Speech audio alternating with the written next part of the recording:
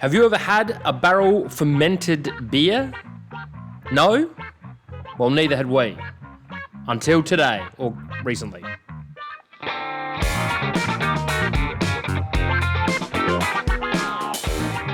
We try some Su Legno Barrel Fermented Golden Ale. It's delicious. You should try it. Get some.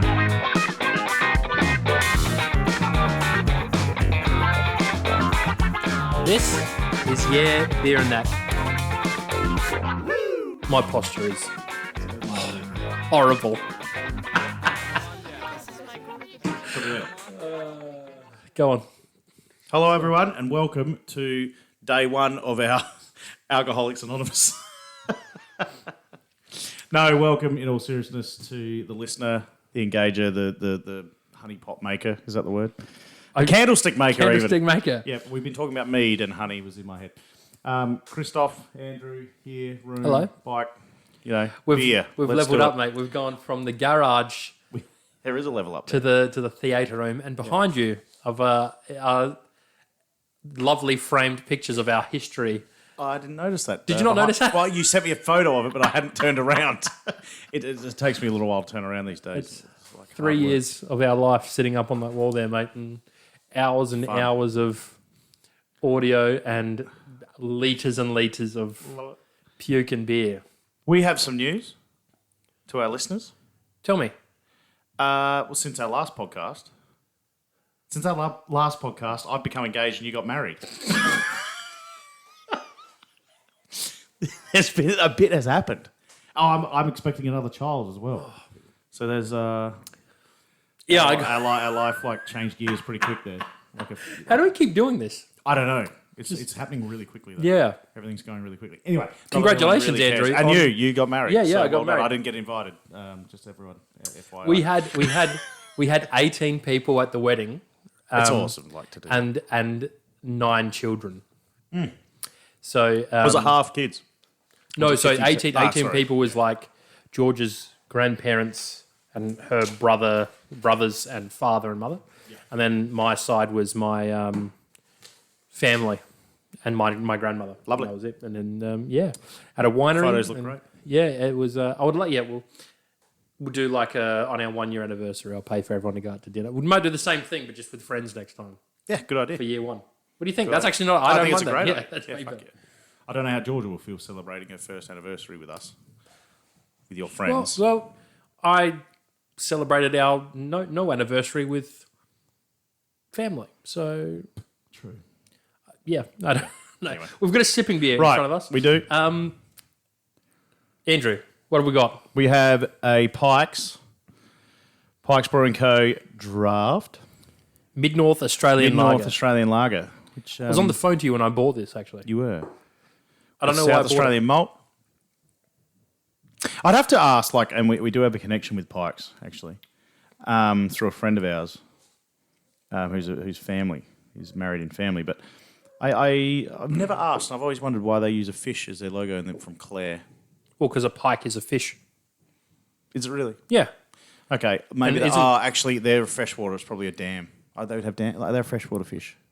I don't know. That's assume. Yeah. But I assumed it was like a family name and also a fish. Therefore, They just the fish maybe logo. the nickname was fish, Yeah. something like that. But you just associate like that being a coastal, don't you? Yeah. like a coastal theme. Couldn't be compared further to away from mid-north, water. Yeah, you're right. It's Clear Valley. It's by the way. actually really nice.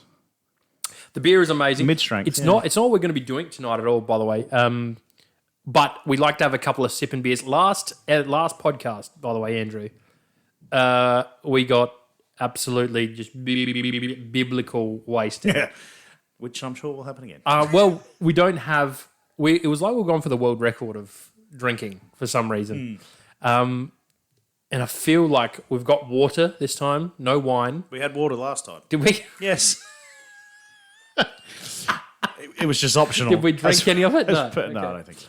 It was the red wine. We had our sipping drink was a bottle of red wine. Lovely bottle of Casey's It Block. was a very nice, Granite Creek Casey's Block. Sipping beer is really nice, actually. This is like a nut, I've in the almost nicest finished way. one. It's a nothing beer. Do you know what I mean? I thought you were going to say it was like nutmeg. No. Did you I think used it's some nutmeg nutmeg the other day. Oh, did you? On Yeah, I what? made a bechamel for my lasagna. Oh, the that other the thing white that sauce? like's hilarious. Chris collects Pokemon cards.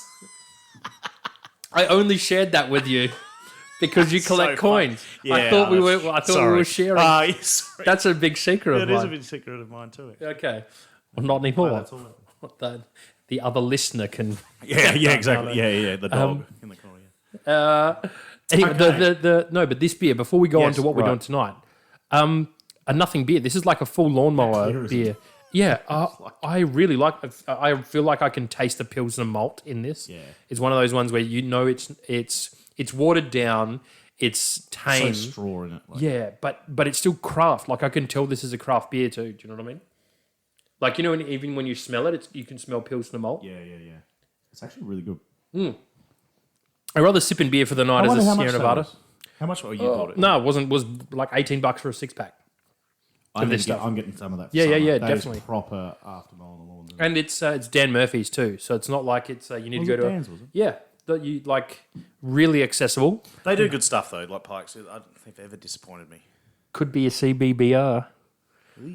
But That's a good idea. saying this before because we're always really bad at going off Yes. topic. I had 3 Pikes the other day, which is why I bought this. I bought an IPA, a Pale Ale, and a Pils. Yep. IPA was gold medal, Pale Ale was silver, and the Pils was bronze. It wasn't disappointing, but it just wasn't as good as the other two. And I feel like it's similar-ish to this. I almost bought their Pilsner today, Okay. but then I knew you had, and I thought it'd be maybe a bit close anyway. I think it'd be close. Yeah. But yeah, look, we got some of this tonight as a sipping beer. We've got some Sierra Nevada Pale Ale, and tonight we've got a big feature, I guess. We do. Andrew, I'm you excited introduced this about to me. Tell me what we're doing and who we're doing. We're doing Su Legno. I can't say. We're gonna have to ask. Su Legno, Su isn't it? Legno, yeah. Well, he would say it. John Ricciotti, something like that. I hope that's his actual name. We are going to try and have him on. Have you spoken to him yet? No, Okay, please do that. only because I didn't like. He would know who you are, and not me. So I Can we, met can we him. let twist those bottles around? Because you don't know this. I've got a camera rolling as well. Yes, I knew. So I knew. that's perfectly facing the lovely Sorry, Dave. camera there. And we've got some Oro, Primo, and Nero. Andrew, Whoops. what is Su Legno, and why is this interesting? It's interesting because it's so handmade. Like, and I love anything Artisan. touched, like fucking touched. You know, a lot of touching gets me in the in the fields. And I sort of stumbled across him through someone else almost, and he was doing a tasting at my local, and I happened to John was? yes, Yeah. I happened to be going there anyway or whatever, and I was on the phone to my friend who had just spoken, and that's right, my mate had been raving about them for like Yeah, right. 2 weeks. Not that that's a surprise, but like No, it's one but of like, those, you know. he'd been like, and we were meant to be catching up. And he's like, when we I've got a beer, and then asked me, and I was like, never heard of them or him, because I think he does do it with his brother. Okay. A little bit, yeah. From what he told me, it was a while ago now when I met, and I got there and yeah, had a taste, and I was like smacked straight away. I was like, I like this. Yeah. And chatting to him, he had a really great story, which I'm hoping one day we can talk to him about, but.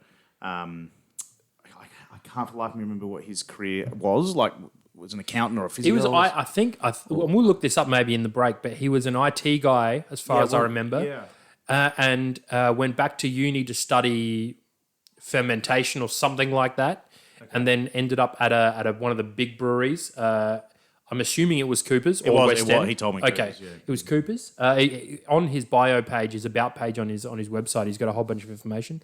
But maybe we'll go into that in segment 2. So segment 1, we're going to taste the Oro, which is the pale, and these are barrel fermented. They're not barrel aged. Well, they are barrel aged, but they're barrel fermented beers.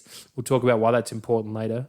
We've got a Primo for segment 2, which is the amber, and the Nero for segment 3, or the third episode, which is the stout.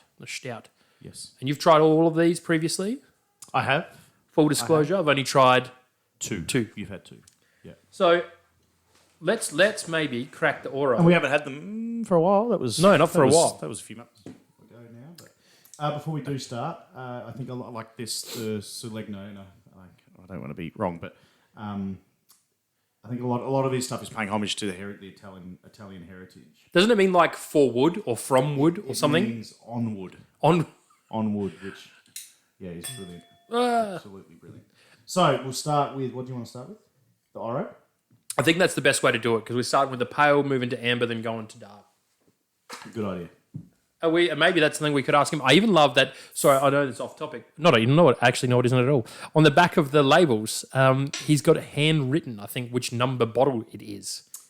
Yes, yeah. Which is just what batch? Yeah. Which batch number? I just love that. There's like it's not fully automated. There is because he has to obviously do that to every single bottle. He's touching these a lot, and I'm all about touching.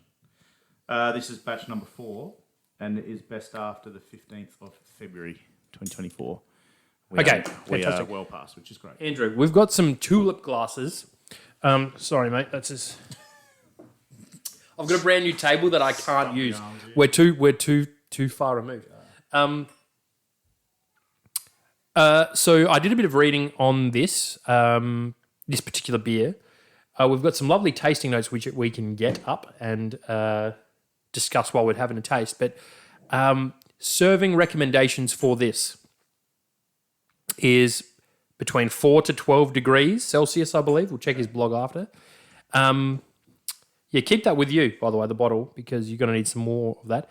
And from tulip glasses, so we can really get the full aroma from the lovely beer. So these are also barrel fermented, right? And what that means is that they weren't fermented in stainless, and they weren't temperature controlled during fermentation. And I think part of his shtick, not his shtick, but he was talking about the combination, John, we should say, was talking about the combination of art and science in beer and brewing. He wanted to combine the two worlds, and this, for him, is this weird combination of art and science, which I couldn't agree with more. Knowing how to brew this lovely beer, and yeah, that's enough for me right now, mate. That's fine. Thank you. Oh, reaching. Oh, almost. I'm going to do this as well. Look at that. Andrew, look at the camera and smile. It's stunning to look at, isn't it? Oh. It's like a... Oh, yeah. All right. We're going to do the systematic approach to tasting here, Andrew. Okay. So, colour. You going to give me a lover bond? Go on, have a guess. You win $10 if you get it right. Gold. So SRM would be 8 or 9, something like that. I don't know what the lover bond is. 20, 30. I don't know how they correlate. But gold. It's a gold-coloured beer. Very. The head. Tired of those bubbles. The head is it's weird. I've got a combination of like big fat ones on top. Big fat bubbles on top, and then tight white bubbles underneath. All perfectly white. Beer commercial colour. Except not clear at all. Yep. And I think we like that. Am I happy? You happy for me to talk on your behalf there? Yes. The beer's not clear. Yeah. That's my cervix as well. Filter is as Stephen Nelson used to say, the goodness removal machine. So, okay, Andrew, I've talked enough. You start having a yap about this. I'm gonna have some tasting. What's with the smell on that? That's like am I completely nuts? It's like it almost smells like cream to me. No, it's a lovely like. Is that a strange like? I had the weirdest, and don't shoot me for this. The strawberry cream lollies. The white ones with the. I do. Yeah. That's what I got on the nose. Like it's this weird like. Maybe the cream side of it. Like it almost has that bit of when you're trying to work out whether the cream's still good from the scones or whatever, and you give it that sort of cream smell. Yeah, it smells smells like dough, like bread dough almost. Yeah, almost. Baking dough, like a cake. I put my nose so far into the glass and I've gotten...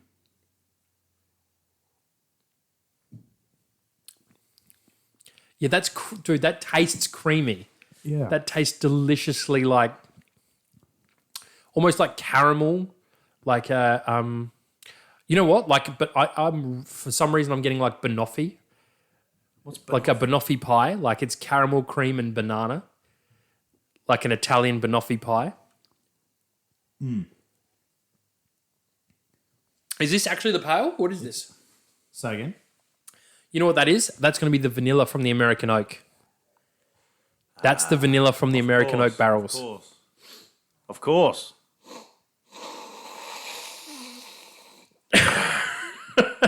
You've snorted it like you like you did 10 years ago on the scene. Off a wet toilet seat.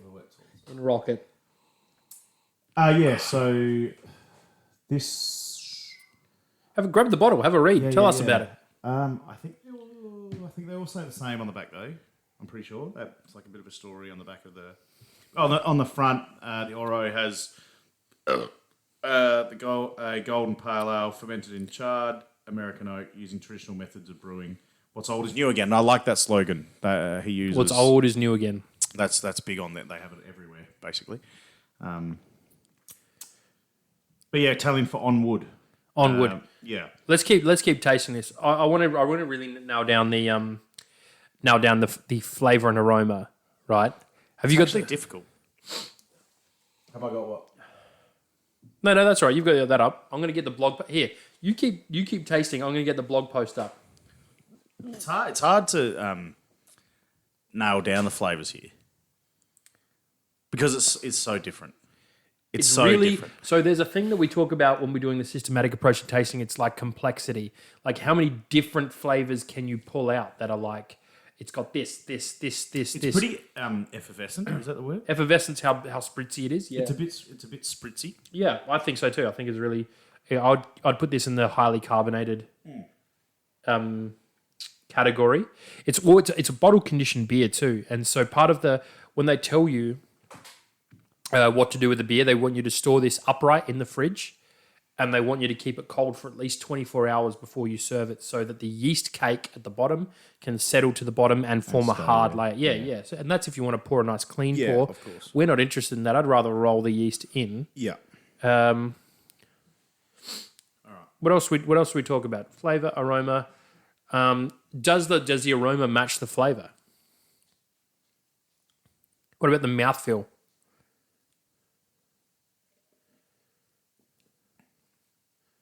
It's a bit thin, but I think that's like the effervescence. The spritziness makes it feel a bit thin. Do you agree? I think I'd give it at least a medium. I don't think it's so super thin. I think the spritziness does make it feel thinner than it is. I also think it's got a really lovely bitterness that's really finishes really quickly, like it doesn't last and linger, which I really like because So I was going to mention that for a beer that is of this ABV. I was expecting, because you do get the bitterness, like you taste it and you go, there's a bit of alcohol in that. However, when you have a beer that's getting towards this heavy, I find when I breathe out the nose, you get that bit of nose burn. it's probably the alcohol. Yeah. Okay. I'm not getting it with this. I get it. I can taste alcohol in this. Yeah, so very much taste the alcohol, but when you're starting to get to 6-7% on beers, I feel like when I breathe out, I get that like burny nose thing. Yeah. You know that? Yeah. I'm not getting that with this. When you But I'm tasting it going, oh, there's a bit of alcohol there. But on release, it's really it's really short. It's a short, Short. It's a real short finish. It's a bang. It's not lingering. It's not long. Let me do this for you. All right. Overall, this is a golden malty ale with a clean, rich, bready malt flavor. Lots of malt flavor in this. Yeah. Lots of like, I think crust more than bread. Yeah. Do you know what I mean? Like on the aroma, there's like that dessert about it. But I think on the flavor, it's much more savory. Emphasis on drinkability. For the aroma, it's bready malt, light bread crust, charred oak. I don't get the charred oak. I get that vanilla though. On taste or This is aroma. aroma? Clean fermentation. I don't know how that can be an aroma. Medium spicy, floral or herbal hop bouquet. I don't think I get any hop at all on this. This to me is is the barrel and the malt. I get a bit of spice. As in, can you explain it? Is it like white pepper, black pepper? Is it chili flakes? Is it like, what do you get from the spice? More like cardamom. Is it cardamom pop like that? Cardamom. Cardamom. I know what you're talking about. I don't know how to say it at all. Cardamom sounds right. Cardamom, is it? Yeah. That like Cardamom. like Cardamom. Yeah, you used a word in there. It was the spice something. The read it back. Spicy floral. Yeah, or the herbal hop. Yeah, the herbal. You get spicy herb. Spicy herb. Okay, I get that more than anything, but yeah, mine's malt. Mine's malt and barrel. It's very much malt and barrel, I think, too. How's this? So you know how much trouble we've been having trying to describe this beer? Flavor, complex. Okay. So we've got bready maltiness, yes. Hints of pineapple, combined with the pronounced yet soft and rounded bitterness. I think the pronounced bitterness, yes. Yeah. Soft, I guess so, because it does, because it rounds off. For me. Yeah. I love how it just goes bitter and then it's gone. I love Floral and spicy hop flavor. Food pairings. Okay, what would you... Okay, let's do this, because we haven't got long left in the first segment. Yeah, sure. What would you pair this with? And then I'll tell you what... Okay. Okay, and this is a really good thing, because you know we're doing a bit more beer education nowadays. This is one of those things where it is a bit just subjective. What would you pair this with? I think sometimes I think food pairing's a bit wanky. Technically, to be correct honest. answer, because they do with the food, the umami thing. Sweet goes and sour, Of course. and all the so. But what would you like to eat with this? Pork crackling, pork chops. I want a pork belly. Okay, pork belly. I want a pork belly, Salted. a hot afternoon, a warm afternoon, salted, pork belly with the apple slaw on the side, with maybe like the apple and cucumber sort of with the fatty pork. Okay. With this. That's what I would love with this. Can I give you mine? I don't. Yeah, Actually, of I have course. that here. I don't know what he said, but because straight away I know this is an Italian beer.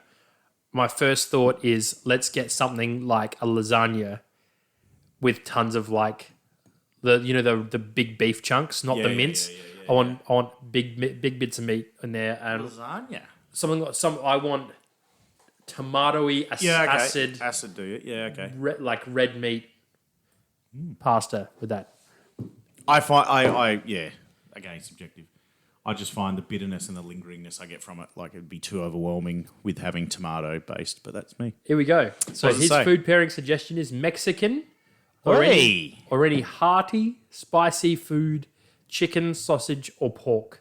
That is a great call. The Mexican, I think this would be brilliant with a bit of Mexican. You know what? That's an awesome chat. What type of Mexican? Have you had? I think it's called a chimichanga. It's like a burrito that's deep fried, and you have. I haven't. Where are you having that?